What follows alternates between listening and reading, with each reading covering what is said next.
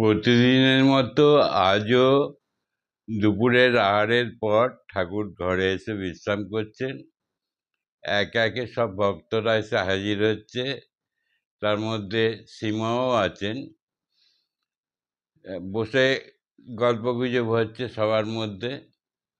হঠাৎ এক ভক্ত বলল, আচ্ছা ঠাকুর, বৈরাগ্য হলেই ভগবানকে পাওয়া যায়?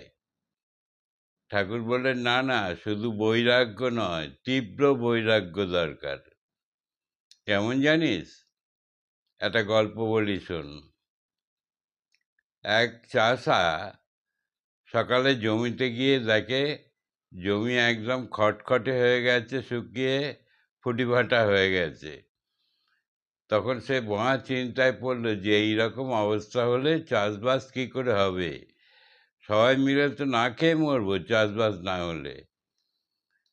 তখন চিন্তা করে দেখলো সেই চাষি যে জল যেভাবে হোক আনতেই হবে জমিতে, না হলে সবাই মিলে না খেয়ে মরব।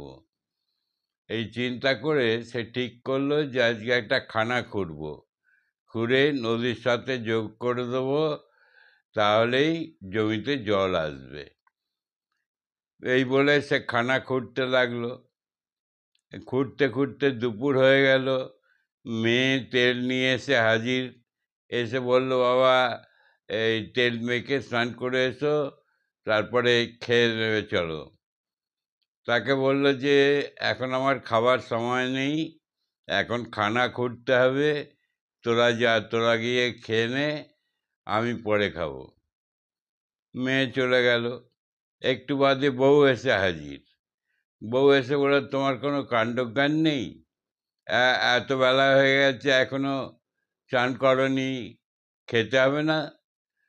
তখন সে বউকে বলল যে আমি এখন খানা খুঁজছি, আমার এখন খাবার সময় নেই, তোমরা যাও, তোমরা গিয়ে খাওয়া দাওয়া করো, আমি পরে খাবো।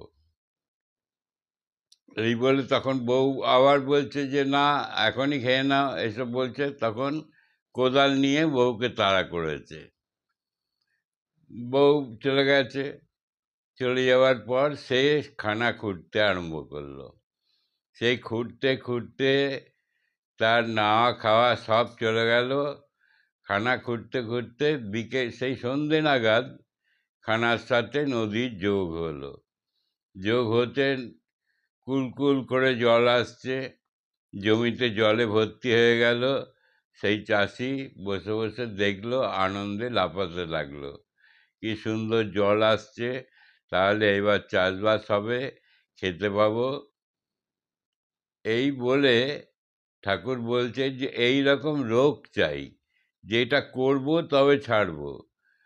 সেই রকম ভগবানকে পেতে গেলেও এরকম রোগ চাই, তবে পাওয়া যায়।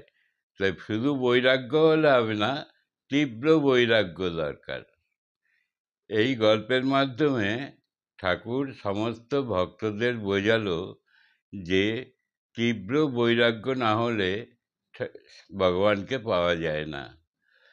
যা কিছু করতে হবে তার মধ্যে রোগ চাই, যেটা পেতেই হবে। এই রকম না হলে ভগবানকে পাওয়া যায় না।